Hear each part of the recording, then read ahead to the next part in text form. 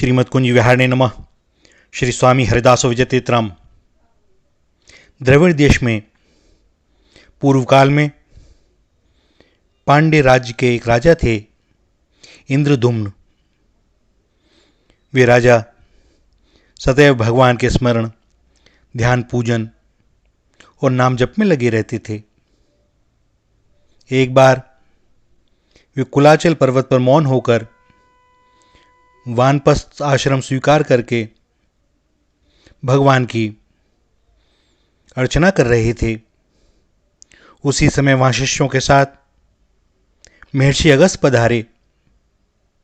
राजा उस समय भगवान के पूजन में लगे थे, अतः न तो कुछ बोले और न ही उन्होंने उठकर महर्षि का सत्कार ही किया। अगस्त्य जी को इससे क्रोध आ गया।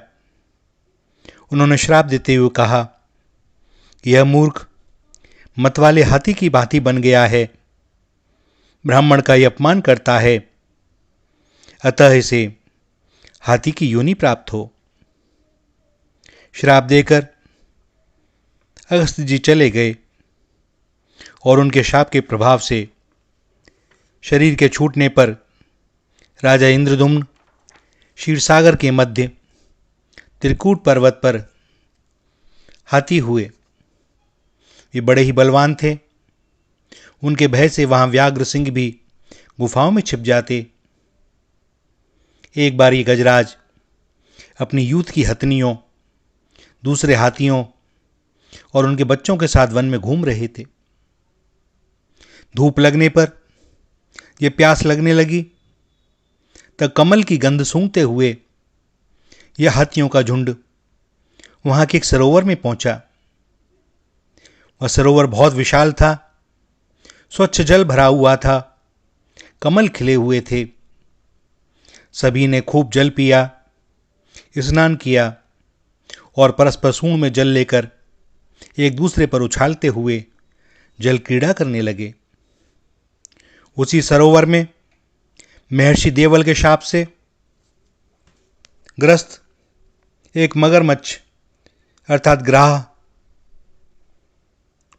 की देह में जन्म लेकर हुहू नामक गंधर्व रहता था। वह ग्राह जल क्रीड़ा करते हुए गजराज के पास चुपके से आया और उसका पैर पकड़कर जल में खींचने लगा। गजराज बहुत जोर से चिंगाड़े। दूसरे हाथियों ने भी सहारा देना चाहा, किंतु ग्राह बहुत बलवान। दूसरे हाथी शीघ्र ही थक गए। कभी वह ग्राह गजराज को जल की ओर खींच ले जाता और कभी गजराज उसे किनारे के पास खींच लाते। इस प्रकार बराबर दोनों एक दूसरे को खींचते रहे। हालांकि गजराज में हजारों हाथियों के समान बल था, पर वह दिन प्रतिदिन घटता जाता था। वह थक रहा था। ग्राह तो जल का प्राणी था, अतः वह जल में इनसे बलवान पड़ने लगा। और जब ग्राह के द्वारा खींचे जाते हुए गजेंद्र बिल्कुल थक गए, उन्हें लगा कि वे डूब जाएंगे, तब उन्होंने भगवान की शरण लेने का निश्चय किया। पूर्व जन्म की आराधना के प्रभाव से उनकी बुद्धि भगवान में लगी। पास से ही कमल पुष्प तोड़कर सूंड में उठाकर वे भगवान की स्तुति करने लगे। अत्यंत बलवान, प्रचंड वेग से निरंतर दौड़ते हुए काल रूपी अजगर के भी जो स्वामी हैं, जो भयभीत होकर शरण में आए हुए की रक्षा करते हैं, जिनके भय से मृत्यु भी दौड़ती है, क्रियाशील है, मैं उन्हीं परम रक्षक की शरण में हूं। और जब कोई अत्यंत कातर होकर भगवान को पुकारता है, तो वे दया में एक क्षण की भी देर नहीं करते। इधर कातर कंठ से गजराज भगवान की स्तुति कर रहे थे और गजेंद्र की यह स्तुति कई प्राचीन ग्रंथों में दी गई है। श्रीमद् भागवत में 8वें स्कंद के 3रे अध्याय में है। इस 3रे अध्याय का आर्तभाव से पाठ करने पर ऋण मुक्ति, संकट से मुक्ति और भगवान में प्रीति उत्पन्न होती है। इधर देवता भी गजराज के स्वर में स्वर मिलाकर भगवान का स्तवन कर रहे थे। उसी क्षण भगवान गरुड़ पर बैठे हुए वहां प्रकट हुए। भगवान का सामने दर्शन करके गजराज ने वह पुष्प ऊपर उछालकर कहा, हे नारायण, निखिल जगत के गुरु, हे भगवान, आपको नमस्कार है। और भगवान ने आते ही एक हाथ से गजराज को ग्राह के सहित जल में से निकाल वह पृथ्वी पर रख दिया। फिर अपने सुदर्शन चक्र से ग्राहक का मस्तक काटकर भगवान ने गजराज को छुड़ाया। भगवान के चक्र से मृत्यु को प्राप्त हुआ वह ग्राह ऋषि के श्राप से छूटकर फिर गंधर्व हो गया। उसने भगवान की स्तुति की और उनकी आज्ञा लेकर वह अपने लोक को चला गया। गजराज को भगवान का स्पर्श मिला था तो उनके अज्ञान का बंधन तत्काल नष्ट हो गया और उनका हाथी का शरीर सुंदर दिव्य चतुर्भुज रूप में परिणित हो गया। भगवत पार्षदों का स्वरूप पाकर वे भी भगवान के साथ उनके नित्य धाम में पहुंच गए।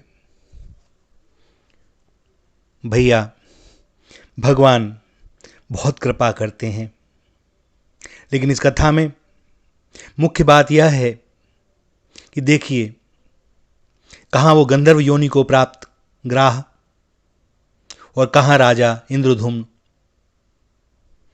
भगवान का भजन करने वाला, लेकिन एक भूल, एक प्रारब्धवश जो देह प्राप्त हुई, वह भोग तो भोगना पड़ता है प्रारब्ध का, ऋषियों के श्राप का, किसी की भी बद्दुआ लेने का, किंतु उससे मुक्त भगवान ही करा देते हैं। भैया, भगवान सदैव साथ रहते हैं, अन्यथा हम तो जन्म जन्मांतरों से ऐसे कर्म करते आए हैं कि हमारा उद्धार कभी भी होना संभव नहीं। यह तो भगवान की बड़ी कृपा है। सो जब भी प्रारब्धवश लौकिक किसी प्रकार की हानि दिखाई दे, रोग दिखाई दें, तो प्रसन्नता होनी चाहिए भीतर से कि भगवान बड़ी दया करके मेरे प्रारब्ध को काट रहे हैं। भगवान पर विश्वास बना रहे। और आप देखें इस गज और ग्राह की कथा में, ग्राह गजराज का पांव पकड़ लेता है और भगवान सबसे पहले आकर ग्राह का उद्धार करते हैं। इसका अर्थ यही है कि जो भगवान के परम भक्तों का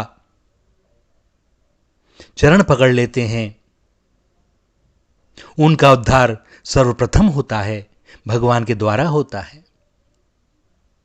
सो भैया, जो भी संतों रसिकों भगवत भक्तों के सानिध्य में रहते हैं, उन पर भगवान की विशेष कृपा शीघ्र ही फलीभूत होती है। भगवान अपने भक्तों के भक्त से बहुत प्रेम करते हैं, क्योंकि वे खुद भी तो ऐसा ही करते हैं ना, राम ते अधिक राम कर दासा। और जो उनके दासानुदास होते हैं, उन्हें तो वो हृदय से लगाए घूमते हैं। तो भैया, दया निधान की कृपा पर सदैव विश्वास रखें और कैसी भी प्रतिकूल परिस्थिति हो, विश्वास रखें भगवान हमें कभी छोड़ते नहीं।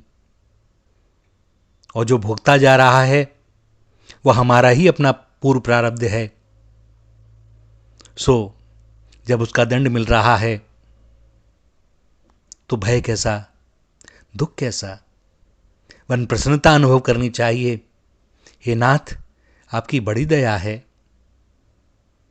कि मेरे इतनी बड़े दंड को आपने बहुत छोटे रूप में मेरे द्वारा भुगतवा दिया, और उस समय भी आपने ही सहयोग किया, आप ही मेरे साथ खड़े रहे। वे बड़े करुणानिधान हैं, विवश हैं प्रेम के आगे, वे हमें छोड़ नहीं सकते, यह विश्वास रखें। किंतु इसके साथ साथ ही हमें भी यह चिंतन करना चाहिए कि हम उनकी दया का, करुणा का प्रेम का कोई गलत प्रयोग ना करें, बुद्धि के द्वारा उन्हें छलने की चेष्टा ना करें। वे दया निधान प्रेम ही चाहते हैं। सो भजन करें, उनका स्मरण करें, गुणानुवाद करें और सब समय स्मरण रखें कि वे ही एकमात्र हमारे अपने। श्री राधा, श्री राधा, श्री राधा।